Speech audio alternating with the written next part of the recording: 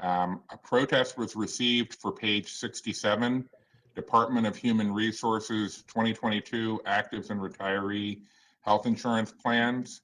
This protest was received from AFSCME Local 44, Local 800, City Union of Baltimore, IAFF Local 964, Baltimore Fire Officers, IAFF Local 734, Baltimore Firefighters, Fraternal Order of Police Lodge 3, AFSCME Local 558, Community Health Workers and Nurse Practitioners, and AFSCME Local 2202, Human Service Workers. The following items are being deferred.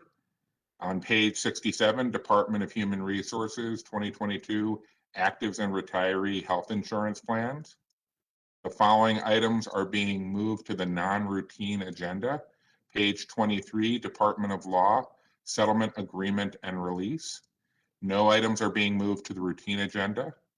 The following abstentions were received by the board. Honorable Mayor Brandon Scott on page 27, item number 1, Health Department, ratification to agreement with Johns Hopkins University. Honorable President Nick Mosby, pages 55 through 58, Personnel, Office of the State's Attorney, number 35 through number 42. No other abstentions were received, and no votes are listed, and no rejection of recommended awards. Thank you, Mr. Comptroller. I now would like to direct the board's attention to a memorandum from my office dated July 27, 2021, identifying matters to be considered as routine agenda items, together with any corrections and additions that have been noted by the Comptroller. At this point, I'll entertain a motion to approve all items contained in the routine agenda.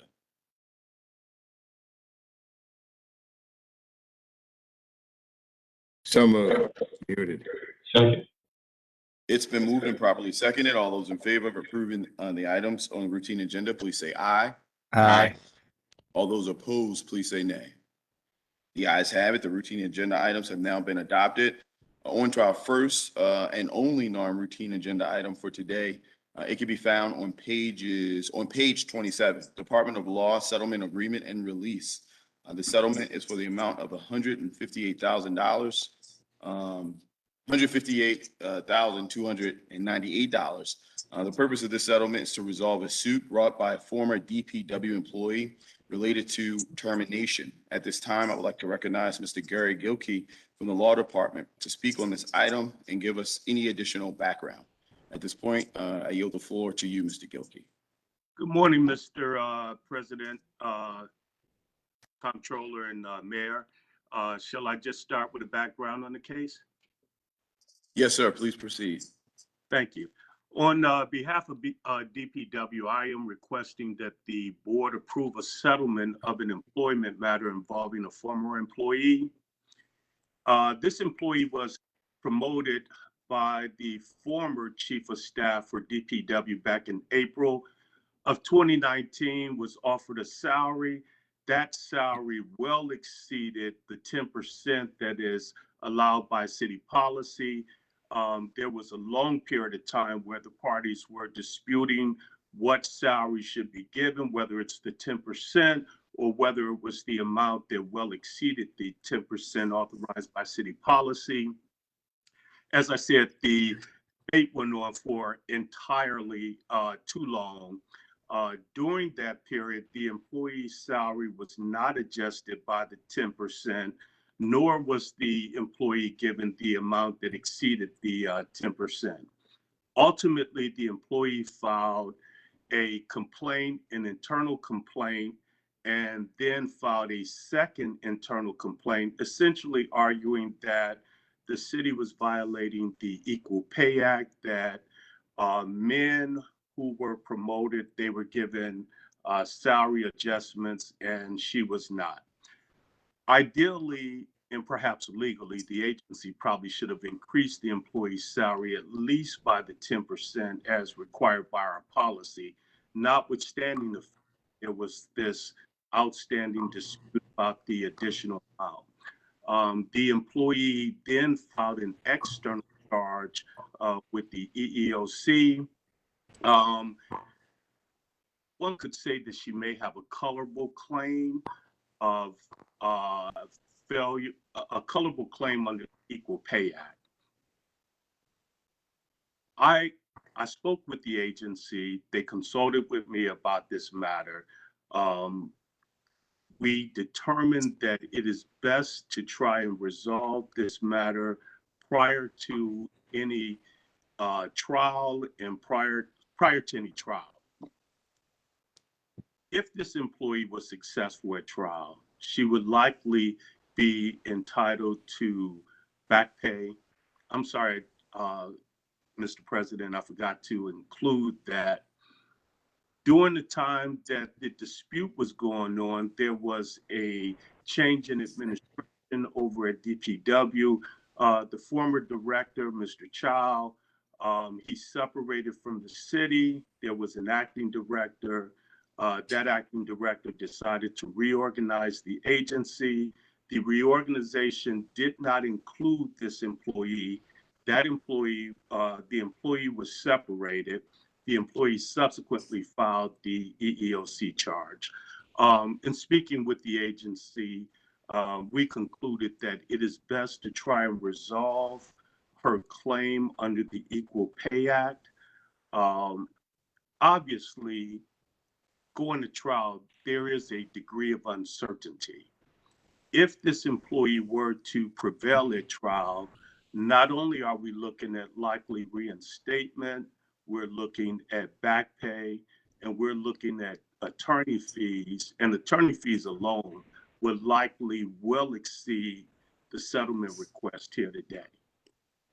So we are asking that the board consider approving the settlement. And I'm open for any questions.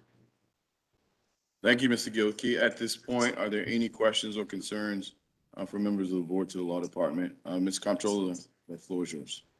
Thank you, Mr. President. Good morning, Mr. Gilkey. Can you be a little bit more explicit with the board about how exactly the settlement amount was arrived at, how we get this figure of 158 to 98?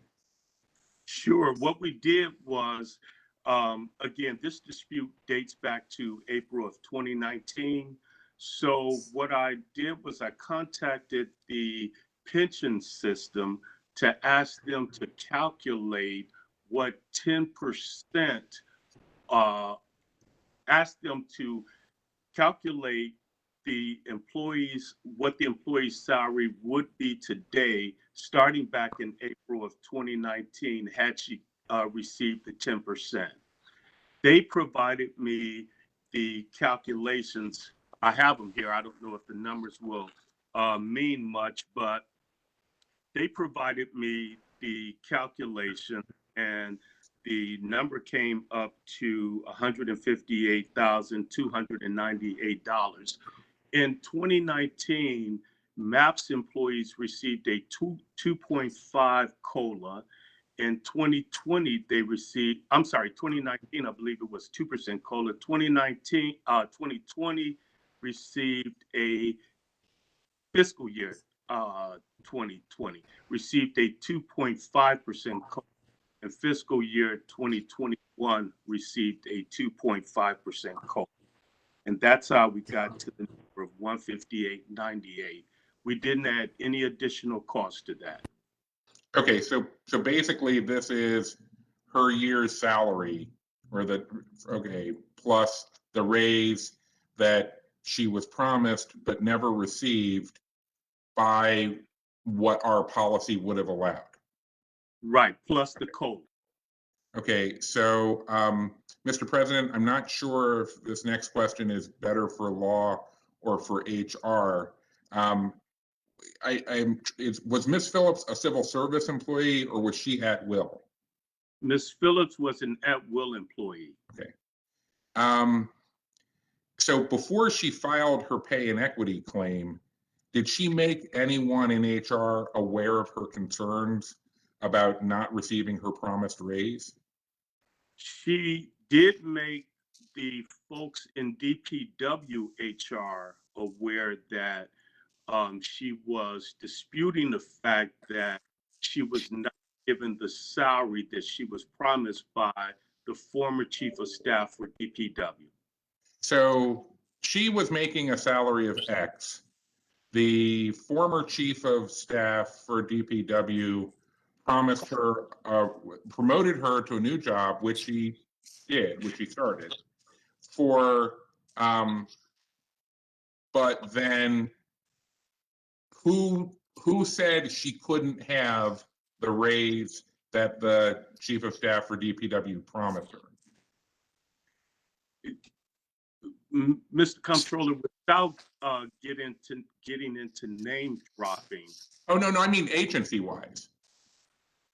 Well, If HR in DPW, so it was, if the chief of staff of the agency said, I'm promoting you to this job at this salary, and she didn't get that new salary, what agency, what office is in a position to say, no, we're not going to let you get that salary? right. It was DPW HR, which says that this salary exceeds the salary authorized by policy. Okay, so I'm trying to just understand that this was an internal to DPW issue. That is correct. Okay, so the chief of staff was basically arguing with HR inside DPW. And what I'm trying to get at is, if this argument went on for a year plus, and she was never given any kind of raise, not even the 10%, where should we change our policy so that if somebody gets promoted, even if they desire, or their supervisor desires to pay them more than whatever our HR rules would allow, where do we change our policy to ensure that they start getting the maximum allowed by policy immediately? And if they want to continue to argue about more, they can continue to argue about more. Because if I'm understanding the way you've laid this out, if we had just paid her the 10% right away and she kept arguing about wanting more, we wouldn't be here today paying her what appears to be something like 10 times what would have just been the original delta allowed by policy. Right. And Mr. Comptroller, I don't know if it's 10 times, but in answer to your question, let me say that perhaps there's been better communication between the folks who do the promoting. Actually, there really be an HR person present anytime there's a discussion about promoting an individual to a higher level, as well as any discussion about what that salary would be. And I believe that that's typically what goes on within the agencies. I get that, and that's good counsel, but where do we, I mean, do we have to change the policy inside individual agencies, or is there something that central payroll or central HR can do to ensure that when someone is promoted, they get a salary raise? Right. So we don't find ourselves here in this situation. Right. If I may, Gary, good morning, Comptroller Henry, Mr. President, and Mr. Mayor. The current policy does provide for agencies to submit those promotional documents to Central DHR because we are responsible for putting them in the system and ensuring that they are proper. There's a process in place whereby agencies who request exceptions to the 10% for, let's say, internal equity, they can make those requests to DHR. That's an exception request. Those requests are either approved or denied based on, we look at not only internal equity within the agency, we look across the city. The policy has in place what everyone is supposed to do. This was a case in which there was no action taken. The actions that are provided in the policy weren't taken. I'm not sure that there is a policy revision that one can make that will prompt action on behalf of the agency employees. Well, the question I was looking for, or the policy I'm looking for, is how do we make the raise automatic with the promotion? Like you're saying that the actions in the policy weren't taken. So you're saying that the policy does require that when there's a promotion, if a raise is requested, it's given. In this case, the raise that was requested exceeded the scale that's allowed. What I'm trying to understand is why didn't they just get the raise that was allowed? Why wasn't that automatic? Right. And I'll let speak to whether or not why it's not automatic, but ideally that is what should have occurred, is at least if the 10%. I don't think that there's a policy, and Quentin, you can correct me on this, but I don't believe that there is any policy or system when someone is promoted that they're automatically given the 10%. The way that the policy works is when an individual is promoted, they're either entitled to the 10%, but if that 10% does not bring them to the beginning scale of the new position, they're entitled to that additional amount that would bring them to the beginning scale. Quentin, you can correct me if I misspoke. No, Gary, that's correct. And there are a number of things that happen from a personnel perspective when a person is promoted. Person has to accept the promotion. I'm not familiar with the facts of this case, but it sounds like the promotion was not accepted because there was continuing ongoing discussion about what the new salary would be. Additionally, the new salary request and promotion needs to be put in our HRIS system. That was not done in this case. And again, while the policy might require it, if the professional whose responsibility it is to input the action doesn't do it, there is no policy by which, no way in which the system could automatically adjust a person's salary. If she didn't accept the promotion, how can she complain about pay inequity? So she was in the promoted position. And she accepted it. Right. I believe that there was still a dispute about what the salary would be. You had an incoming acting director who I'm sure had a zillion things, and I'm not making excuses for anyone, but a number of things on his plate taking over this agency. Everything should have gone through central HR. There should have been a discussion about what the salary should be before they actually had the person begin performing the functions of the job. Mr. President, I have several questions. Can I take a break for the mayor to ask his?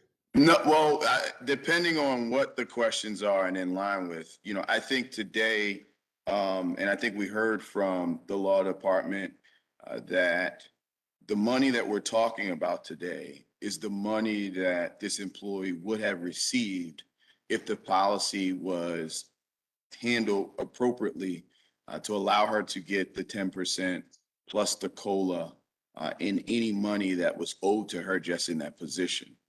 So I think that that's what the board is charged to vote on today, and that should be the breadth of the discussion today. As it relates to the intricacies of our systems and policy, I think that you are dead on, Mr. Comptroller, in requesting of information from the law department as well as the HR.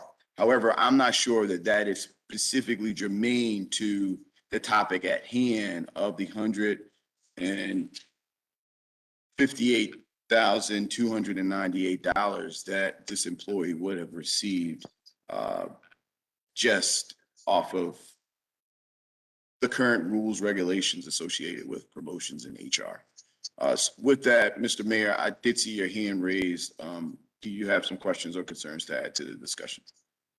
Yeah, thank you. Thank you, Mr. President and Mr. Comptroller. My question, Director Herbert, was simply about the system. Your understanding is that this was basically a human decision to not follow the policy in the correct way for whatever reason, be that at the direction of the former director or whoever. But this is more about them not following the policy that's very clear to make sure that people get the pay that they're supposed to get. Yes, Mr. Mayor, that's correct. Thank you. Mr. President, with all due respect, the reason I was continuing to press with questions is because I think that there was not. It's one thing to say that we didn't follow the process and so we're paying the settlement. What I'm trying to get at, and if you wish, I can do this offline and we can bring the end result back to the board at a future time. But it sounds like at some point, either law, HR, or finance should have known to just start paying this person more. And I'm not getting a clear understanding of whether that is part of the process and that was what wasn't followed, or if something else wasn't followed. Understood. Yeah, so that's what I'm trying to understand. Real quick, so everyone's on the same page. We have subject matter expert from HR on and Director Herbert. And I'm not sure, but is there a requirement that someone is promoted that they automatically get more money, or theoretically could someone be promoted from one band or one position to another and basically retain their existing salary?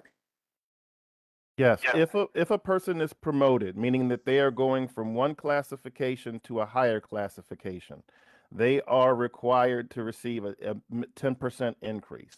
So the And when- requirement is at a minimum of 10%. It is 10%. And when we get those in HR, when they are put in the system, that increase is put in.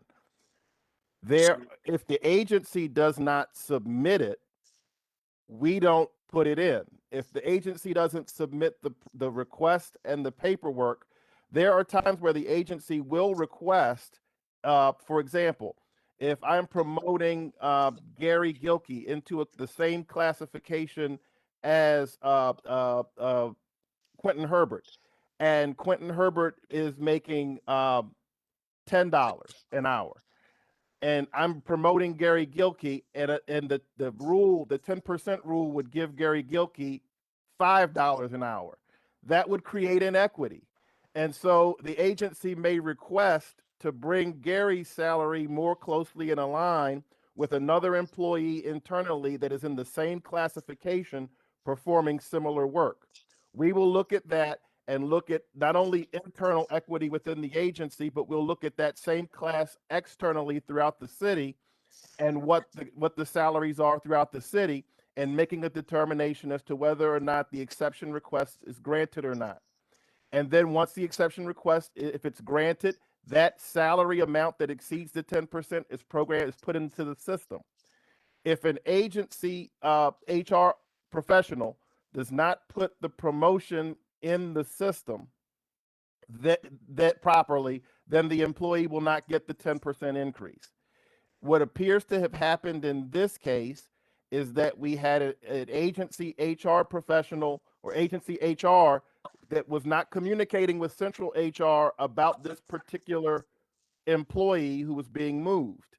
And the result was that an employee was moved into a vacant position, and that they did not receive a pay increase that was commensurate with that move. Understood. Okay, so Hold on, Sculptor. And for the record, there was a breakdown between the department HR person who did not communicate with the central HR department, and this employee's employment was intact, but their salary just stayed in limbo based off of their previous salary, right? Correct. All right. That's Now- essentially what happened. Now, with the 10% increase, would there still been a pay parity issue for this particular employee? That I can't speak to. Again, we had not been in communication with the agency, and so I cannot speak to what, if any, pay parity there would be.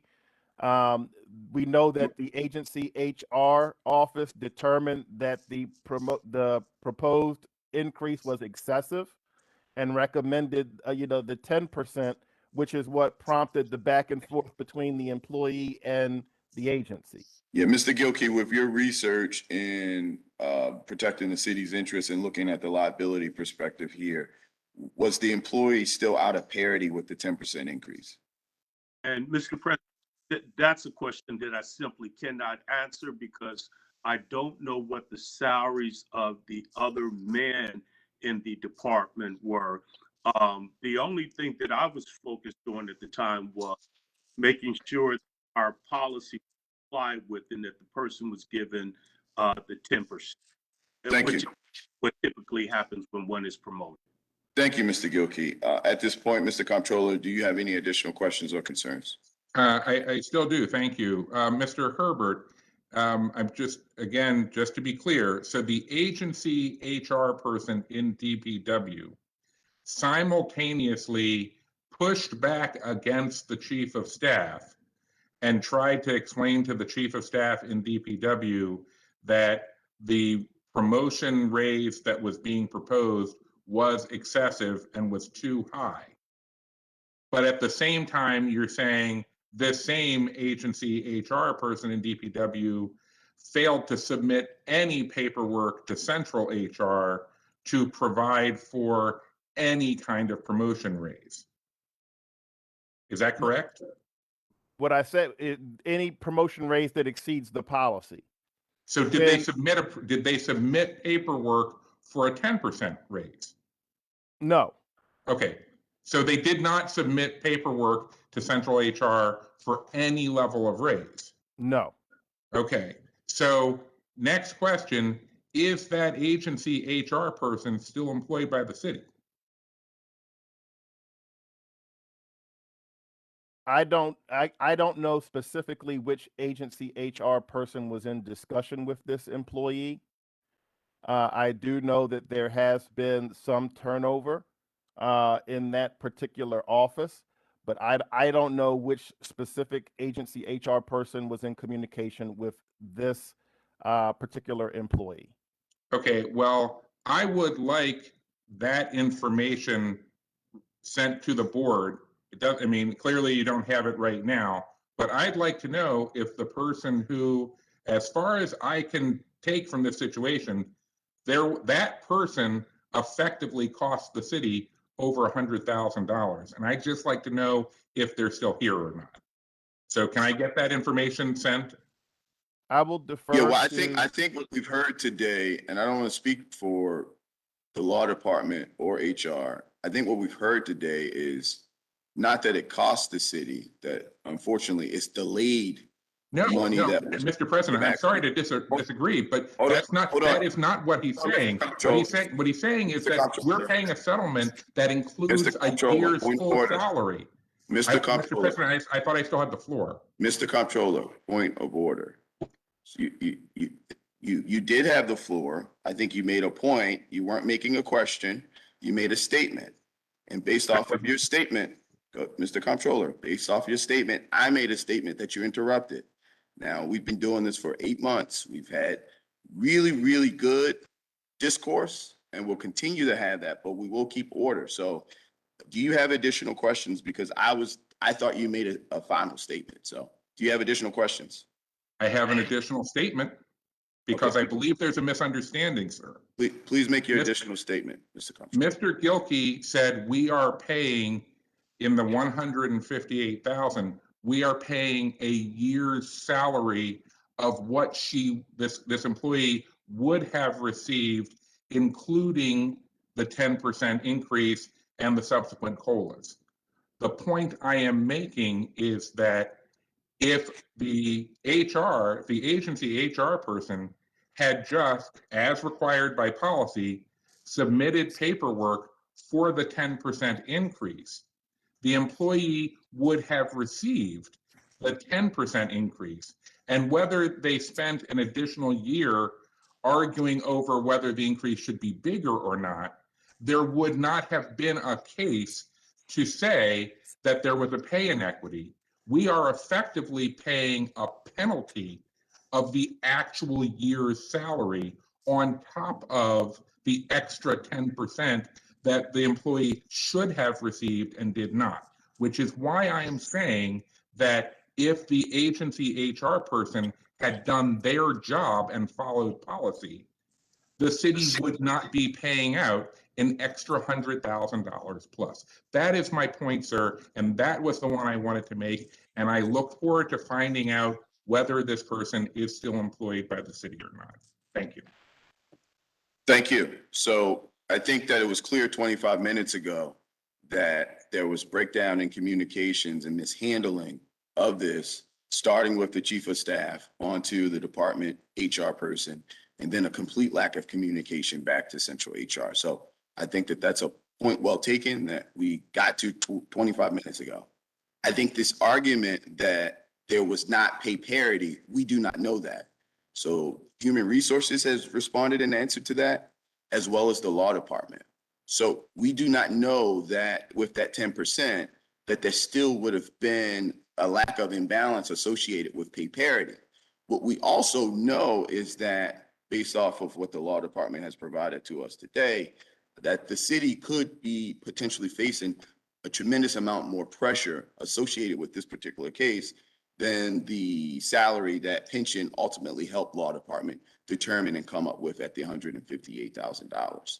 So I think as it relates to the board and as it relates to our vote today, that those are the factors that should play out. Of course, you know, you have your opinion, Mr. Comptroller, but I think that those are the three main factors in what we're deciding to vote on today. Mr. Mayor, I see your hand at this point. I yield the floor to you. Yeah, I simply raise my hand to say I think that Director Herbert will be able to follow up with the comptroller around the information that he needs. But Mr. President, I make a motion to approve. There's a motion on the floor. Is there a second? Second. There's a motion on the floor. It's been properly seconded. All those in favor, please say aye. Aye. All those opposed, please say nay. The ayes have it. This item is approved. As there's no new business before the desk of this board, we will recess until bid opening at 12 noon. The Board of Estimates will reconvene on Wednesday, August the 4th at 9 a.m. I'd like to thank everyone for tuning in. Baltimore, we love you.